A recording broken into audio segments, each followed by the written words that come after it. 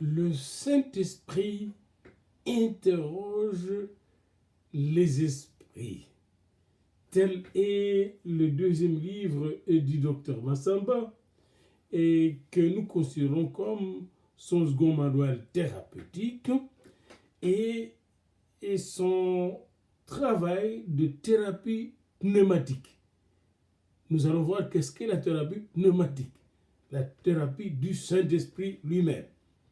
Ce livre comprend 318 pages bien écrites, très bien écrites, et ces 318 pages contiennent une dédicace à partir de la page 5, de remerciements à partir de la page 7, une préface et que nous examinerons rapidement avec vous dans cette première leçon écrite par un ami du docteur Massamba. Et après donc cette préface, il y a 6 chapitres du livre. Le premier chapitre porte le titre de Visage de la spiritualité au Congo-Kinshasa, à partir de la page 19. Et ce visage de la spiritualité au Congo-Kinshasa est exploré dans 4 sections. La première section pose la problématique missiologique et pastorale, le problème qui se pose autour ou sur la mission et la pastorale de l'Église aujourd'hui. La deuxième section porte sur les ambiguïtés pastorales. Nous allons voir ça en profondeur. Qu'est-ce qu'il appelle ambiguïté pastorale? La troisième section porte sur la diabolisation de la société.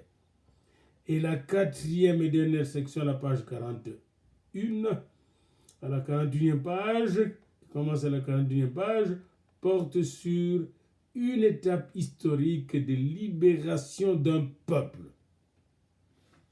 Et puis vient le deuxième chapitre intitulé Essai pastoral du phénomène combat spirituel.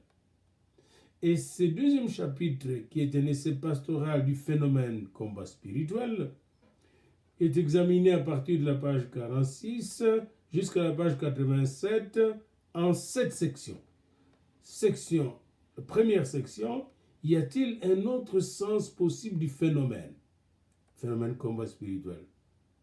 Deuxième section, le phénomène de mari et femme de nuit.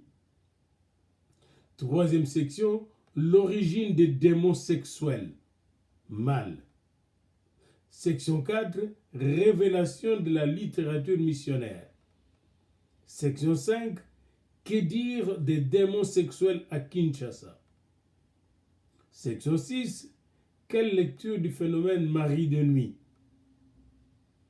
Et enfin, la section 7, quelles observations sur le plaisir sexuel onirique, c'est-à-dire le plaisir sexuel qu'on a dans le rêve. Je ne parle pas de songe, si vous connaissez encore dans mes cours précédents, la différence que j'établis entre rêve, songe et vision. Peut-être qu'il faudra un jour tout un cours sur ce sujet. Comme je reviendrai sur tout un cours avec vous, avec tout ce qui suit ce cours, je reviendrai encore sur toute une leçon complète sur l'intervention pastorale en counseling. Le troisième chapitre, il commence à la page 92 et se termine à la 101e page, s'intitule La spiritualité ou spiritualité de rêve et approche psychopastorale, page 91. Spiritualité de rêve et spiritualité de rêve et approche psychopastorale. Première section, sens psychopastoral des symboles de rêve. Section 2, sens psychopastoral du fantôme dans un rêve. Section 3, sens psychopastoral de l'individu, de l'image, sens psychopastoral de l'image du sorcier. Et enfin, section 4, symbolisme onirique africain, le symbolisme de rêve africain. Le 4e chapitre porte le titre de la Sainte Bible face aux forces démoniaques. Et ici, vraiment, on entre dans l'interrogation du Saint-Esprit, n'est-ce pas, qui, pour ainsi dire, expose les esprits. La Sainte Bible face aux forces démoniaques. Première section, universalité des démons et des esprits. Section 2, Jésus-Christ face aux démons. Section 3, les apôtres face aux démons. Section 4, Satan et son échec selon l'Écriture sainte. Section 5, donc section 4, Satan et son échec selon les Écritures, selon l'Écriture sainte, selon la Bible. Section 5, les démoniaques et sa délivrance. Section 6, synthèse de tout ce qui est dit dans ces chapitres 4. Au chapitre 5, le docteur Massamba donne des réponses à quelques questions sur Satan et les esprits, à la page 145. Le chapitre 4 part de la page 122, de la 121e page, et s'achève à la page, la synthèse qui commence à la page 142. Tandis que le 5e chapitre commence à la page 145 et s'intitule « Réponse à quelques questions sur Satan et les esprits » et comprend 3 sections. Première section, Satan et l'Afrique. Deuxième section, l'apostasie de Satan. Troisième section, la mission temporaire de Satan. Alors, si j'oublie, mes étudiants vont me rappeler, ici comme ailleurs, que je ferai un commentaire sur Satan dans la Bible. Et au chapitre 6, qui est le dernier chapitre de ce livre, le docteur Massamba parle de la mission de l'Église africaine au 3e millénaire, à la page 166. Et ce 6e chapitre comprend 3 sections. La première section porte sur quelques champs de recherche concernant la mission de l'Église africaine, et je vous donnerai moi-même une vision rapide ou synoptique de la mission des églises africaines aujourd'hui dans le monde. Je vous montrerai aussi un peu les limites de ces missions, ce que j'appelle la ghettoisation de la mission africaine. On est que ces missions touchent les gens d'autres races et d'autres tribus. Souvent, c'est l'encadrement de la diaspora africaine, de la diaspora congolaise, malienne, etc. Au lieu que ce soit plutôt le missionnaire africain qui touche les autochtones qu'on visite ici. Donc la première section, quelques champs de recherche. La deuxième section, vivons notre spiritualité sans compromission, à la page 184. Et enfin, à la page 186, il fait une étude de 2 cas sur la libération. Et à la fin du livre, à la page 205, il donne ses notes bibliographiques, ainsi que sa bibliographie à la page 213. Ce livre a été édité aux éditions Clé, qui est une édition très populaire en Afrique, à Yaoundé, et porte le titre « Le Saint-Esprit interroge les esprits » par le docteur Massamba, édité en 2002. Le Saint-Esprit interroge les esprits, essai de relecture et piste pastorale de la spiritualité en Afrique, cas de la République démocratique du Congo. Alors, le même auteur a aussi écrit aux éditions Cédille Sexe et mariage, libération des envoûtés aux éditions Claire, et Amour, sexualité, mariage aux éditions Cédille et Sepropaski. Prédication comme acte de libération aux éditions Cédille en 1995. Le livre est dédicacé à une certaine dame qu'il appelle Madame Tchéni Landman, une Hollandaise qui fut missionnaire au Congo et qui, selon l'auteur, a beaucoup contribué à l'épanouissement de son ministère pastoral quand il fut vice-président de l'Église du Christ au Congo. Il dédie aussi ce livre à toutes les nations et les communautés d'hommes et de femmes dans le monde qui attendent au fond d'eux-mêmes la grâce du Saint-Esprit de Dieu, celle d'une rencontre, d'un dialogue, d'une réconciliation, d'une maturation, d'une consolation, d'une guérison et d'une reconstruction. Beaucoup d'amis sont remerciés dans ces livres. Je suis particulièrement frappé par le remerciement que l'auteur adresse à M. Jean-Paul Kabangou Ntambwe, médecin et épidémiologiste de son état, membre de sa paroisse à Kintambo, la paroisse francophone de Kintambo. Selon l'auteur, Dr Kabangou Ntambwe Jean-Paul lui a appris depuis près de 3 décennies à comprendre Satan, ces véritables séducteurs de filles et de fils de Dieu. Et il dit lui-même, j'ai appris de lui que nous ne pouvons mieux reconnaître Satan dans la diversité de sa nature que par l'aide que Dieu nous apporte dans sa nature trinitaire de Dieu le Père, le Fils et le Saint-Esprit. Et il donne les références bibliques, 1 Corinthiens 12, 10, Apocalypse 13, 13 à 14.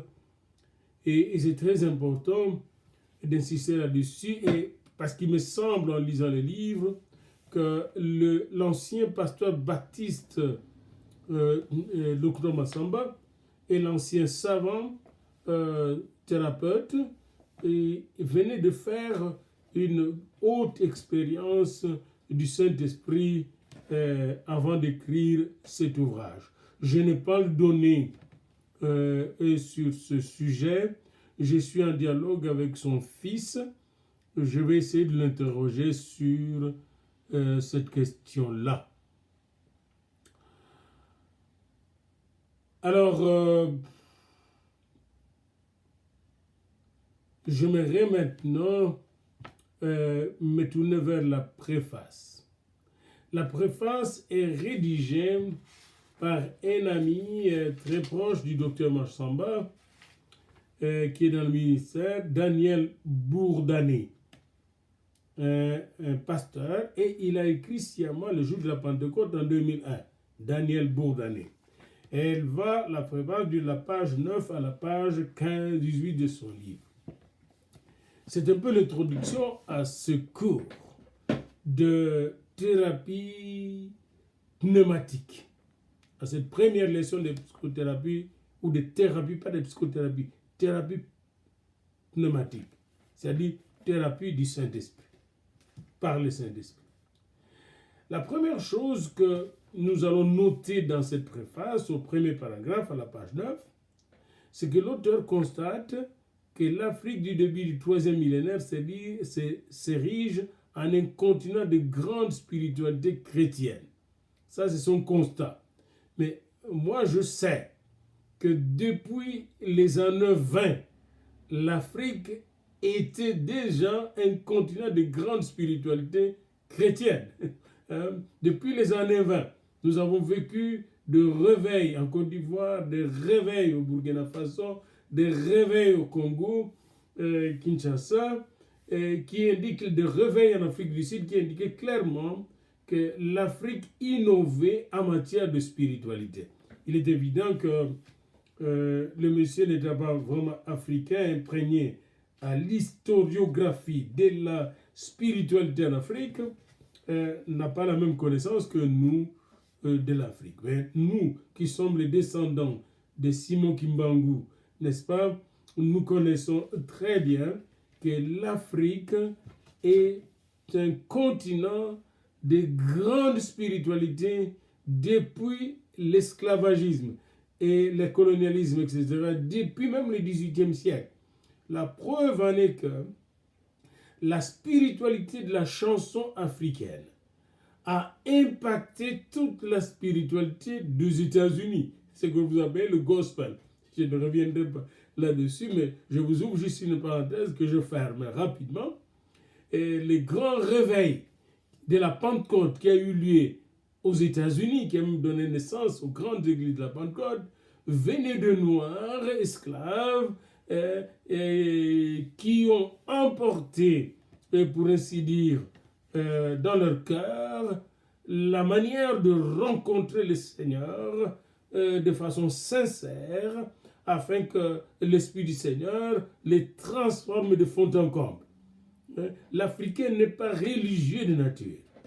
Je crois que l'Africain est plus de tendance spirituelle. Et je fais une différence entre la religion, qui est un système inventé par les hommes, et la spiritualité, qui est une rencontre avec l'Esprit. Alors on peut se rencontrer avec les esprits qui ne sont pas des dieux, vous voyez, comme on peut se rencontrer avec l'Esprit de Dieu. Donc quand on parle de spiritualité, il y a à apprendre et à discerner. Et c'est très important pour nous de maintenant de faire cette remarque. Alors, l'auteur donc dans cette préface commence par réaliser que l'Afrique du début du 3e millénaire s'érige en un continent de grande spiritualité chrétienne. Et moi j'insiste que l'Afrique c'est un continent d'abord de grande spiritualité et que dès le début du 18e, 19e siècle, dès le début du 18e siècle, parce que 19e siècle, on voit l'Afrique qui commence à être christianisée, traduire son christianisme en une relation dynamique, spirituelle, avec Jésus-Christ, avec Dieu, par le feu du Saint-Esprit. Je vous donnerai les données dans un autre cours à ce sujet. Alors, des conversions se comptent par milliers en Afrique aujourd'hui. Et moi-même, j'y ai travaillé dans le renouveau charismatique depuis les années 70, particulièrement depuis 78. Nous avons vécu un grand réveil au campus de Lubumbashi, à l'université de Lubumbashi. À ce moment-là, c'était campus de Lubumbashi. Le même réveil avait déjà lieu à l'université de Kinshasa et à l'université de Kisangani. Et ce réveil qui nous a tous transformés était déjà en train, n'est-ce pas, de faire son cheminement à Kinshasa à travers la Ligue pour la lecture de la Bible, le groupe biblique et aussi les aumôneries universitaires. Je ne veux pas élaborer là-dessus, mais je veux seulement souligner qu'il y a toute une histoire de réveil spirituel en Afrique à partir des années 70 à travers le groupe biblique universitaire, la Ligue pour la lecture de la Bible et le campus universitaire. Alors donc, l'auteur dit, c'est dans ce contexte de réveil que l'ouvrage de Jean Massamba Mampolo vient à point. Et pour l'auteur, pour le préfacier, il a même peut-être trop attendu. En effet, ce que Massamba décrit au Congo-Kinshasa est un échantillon représentatif de ce qui se passe dans plusieurs pays africains. Écoutez ce qui se passe, selon le préfacier. Le mouvement religieux, moi je parle de mouvement de réveil, et lui parle de mouvement religieux. Vous voyez, c'est un théologien occidental. Ils ont peur, surtout les théologiens européens, de parler réveil. Vous voyez, hein? Le mouvement de réveil spirituel. Nous ne parlons pas de mouvement religieux chez nous. Nous savons que Dieu ne vient pas avec la religion. Dieu n'est pas religion, il est esprit. Et quand il vient par son esprit et non par la religion. Donc ici, le mouvement de réveil de tout genre naissent et infecte à la manière du sida, qui infecte le monde, mais plus que le sida même. Alors, voilà, il y a ce mouvement de réveil. Et ici, Massamba nous invite à des approches pastorales, herméneutiques, c'est-à-dire approche pastorale d'interprétation de ce mouvement, couplée de l'intelligence et du discernement par la puissance du Saint-Esprit. Comment discerner la voix du Saint-Esprit, l'intervention du Saint-Esprit, les signes du Saint-Esprit à travers ces mouvements. Et l'auteur, le préfacier ajoute, le Saint-Esprit est en effet l'Esprit de Dieu qui nous permet de vivre, faute de quoi en pleine crise, nous aurons déjà cédé aux étouffements divers de la vie. Massamba m'a dit que lorsqu'il était enfant, il définissait Dieu de la manière suivante. Il est celui qui me permet de respirer. Il est celui qui me permet de respirer. Et ça, pour moi, c'est la synthèse même de toute la préface. C'est l'essentiel, le cœur de la préface. Le Dieu de Massamba, c'est celui qui lui a permis de respirer, qui lui permet encore de continuer à respirer dans l'éternité. Cette simple affirmation d'un enfant, le Saint-Esprit, Dieu est celui qui me permet de respirer, renferme cependant une profonde volonté, une profonde vérité plutôt. La Sainte Bible affirme que l'être humain l'est devenu parce que Dieu avait insufflé dans ses narines son souffle de vie dans ce qu'il avait façonné à partir de la poussière du sol. Finalement, ce que Dr Massamba dit rejoint justement l'anthropologie biblique. L'anthropos, l'être humain est devenu humain que quand Dieu avait insufflé, avait soufflé en lui, n'est-ce pas, son esprit, son souffle de vie. Alors, dans cette préface, l'auteur profite pour remettre en question la théologie de la mort de Dieu qui a été annoncée, prophétisée par le savant occidentaux comme Auguste Comte, Karl Marx, Nietzsche, et il essaie de démontrer que tous ces réveils spirituels qui ont eu lieu en Afrique et dans le monde est une véritable coup de fouet, est une véritable plutôt contestation de cette théologie de la mort de Dieu. Plusieurs réveils spirituels d'aujourd'hui véhiculent un sens. Ils sont imprégnés du souffle de vie et offrent des alternatives aux problèmes que pose le vécu quotidien des hommes, des femmes et des sociétés humaines. En effet, toute l'Afrique, celle au-dessous du Sahara, du moins, est en train de rechercher la face de Dieu. Et c'est vrai même au Maroc, en Algérie, il y a un grand réveil spirituel dans toute l'Afrique et le monde. Alors, le préfacier dit, pour s'en rendre compte, il n'y a qu'à se promener dans un quartier populaire de Kinshasa, de Nairobi, de Johannesburg, de Brazzaville, d'Abidjan ou d'Entebbe. Au milieu de la crise sous toutes ses formes, l'âme de l'exploité en Afrique est à la recherche de Dieu. Il est évident que même ici au Canada, au milieu de toutes ces richesses, que vous voyez l'âme angoissée qui n'est pas satisfaite de ces richesses matérielles et toute la technologie que nous avons est toujours à la recherche de Dieu. Et alors, pour terminer avec cette préface, insistons encore sur quelques propos de l'auteur. Il dit « Les spiritualités actuellement en vogue en Afrique doivent être analysées dans une approche multidisciplinaire et à la lumière des Saintes Écritures qui éclairent et alimentent la conscience et la foi. Elles guident des êtres humains et contribuent à modifier pour le mieux leur comportement. En effet, les manifestations de spiritualité récentes en Afrique, avec tous les débordements que l'on connaît, sont bien souvent le résultat d'un déficit herméneutique. Peut-être, mais je ne pense pas, parce que vous connaissez la manifestation aussi de spiritualité en Europe de la Réforme. Comment cette manifestation était accompagnée de contradictions profondes. C'est pourquoi vous avez non seulement le luthérien, le réformé, mais vous avez le presbytérien, vous avez le baptiste, vous avez le méthodiste, vous avez le Ménonite, les frères Ménonites, hein, jusqu'aux pentecôtistes, etc., hein, les anglicans, tout ça, ce sont des contradictions, n'est-ce pas, de mouvements de réforme et de réveil spirituel. Hein? Parce que là où il y a l'homme, il y a contradiction. C'est rare de voir des hommes, n'est-ce pas, suivre Dieu de la même manière. Il y a contradiction et diversité.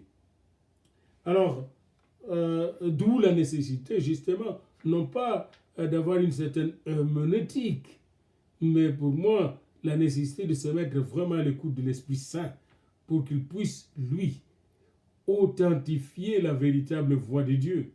Sommes-nous authentifier nos voix, nous montrer si nous sommes dans la voie authentique. Un peu comme la discussion qui a eu lieu entre Domitila, à Congo-Diantotila, et le prêtre venait de l'Occident, aussi Saint-Antonio. Ils sont venus avec des statues, Saint-Antonio de Padoue, etc. Puis ils disaient aux gens de prier les statues et tout ça. Et lui, il a dit, non, vous avez supprimé les statues de noirs, nous devons supprimer aussi toutes les statues de blancs. Et nous concentrer sur Dieu. Parce que moi aussi, je suis comme Saint-Antonio. Dieu est en moi, l'Esprit de Dieu est en moi, Jésus est en moi. Et c'est là qu'on l'a trouvé hérétique. Vous voyez, et c'est important de le savoir, que cette femme catholique a remis en question l'idolâtrie catholique, n'est-ce pas, au profit, au bénéfice de l'adoration de Dieu en esprit, en vérité. Son combat était plus spirituel que politique. Hein, aujourd'hui, on essaie de trop politiser les choses. Même le combat du diacre évangéliste Simon Kimbangu était plus spirituel que politique. Parce que le diacre a reçu le baptême de feu, le baptême du Saint-Esprit. Et puis il a commencé à démontrer par son agir, par son parler, par sa manière de penser, que la parole de Dieu nous présente, nous tous, blancs et noirs, égaux. Les noirs seront les blancs seront les noirs. Nous sommes tous égaux devant Dieu. Et qu'un jour, le noir ne sera plus jamais dominé par les blancs. C'est la parole de Dieu qui le dit. Nous sommes tous égaux devant Dieu. Et en même temps, sa façon de prier, qui était charismatique, attirait beaucoup plus de gens au Seigneur Dieu. Et les gens allaient prier presque 24 heures sur 24 en Kamba, où se trouvait Simon Kimbangu. Envié par le missionnaire d'abord. Hein? Il va être trahi d'abord par le missionnaire Baptiste. Envié par le missionnaire d'abord. Il sera persécuté, puis finalement trahi. Et là, on va politiser son entreprise spirituelle et il sera condamné à mort. Et cette peine de condamnation à mort sera commuée en peine de condamnation à perpétuité jusqu'à sa mort à la prison de Kassapa, à l'hôpital général qui va devenir l'hôpital Saint-Louis. C'est notre histoire. Je voudrais tout simplement dire ceci, c'est que la tâche pastorale et missiologique que nous avons est de retourner à l'Esprit, afin que le Saint-Esprit puisse nous éclairer, nous montrer la voie et nous enseigner et nous conduire sur le chemin de Jésus-Christ. C'est le Saint-Esprit qui doit nous conduire. C'est pourquoi on parle justement de counseling, n'est-ce pas, pneumatique ou de thérapie pneumatique. Alors, dans la deuxième leçon de ce cours, nous allons voir justement les visages de la spiritualité au Congo-Kinshasa et en Afrique. Pour le moment, retenons tout simplement une chose dans la préface. Il y a un grand réveil en Afrique depuis plusieurs années. Le réveil le plus récent part des années 70. Ce réveil qui a donné naissance aux nouvelles églises de réveil que nous avons partout en Afrique et qui ont pénétré même le monde. Les nouvelles églises au Nigeria, au Congo, en Afrique du Sud, au Congo-Brazzaville, de nouvelles églises sont nées. Et ces églises viennent avec des manifestations de l'esprit. Ces manifestations de l'esprit dévoilent le prince des ténèbres avec son armée. Et nous avons besoin d'être sous l'onction du Saint-Esprit, d'être dirigés par le Saint-Esprit pour interroger permanemment les esprits qui agissent autour de nous dans le monde, mais aussi dans l'Église de Dieu. Le Saint-Esprit interroge les esprits. Et c'est à partir de cela que nous allons voir comment Massamba va accompagner les gens qui ont des problèmes psychologiques, des problèmes cognitifs, des problèmes émotionnels, des problèmes relationnels, des problèmes mentaux. Il va les accompagner par la puissance, avec la puissance du Saint-Esprit.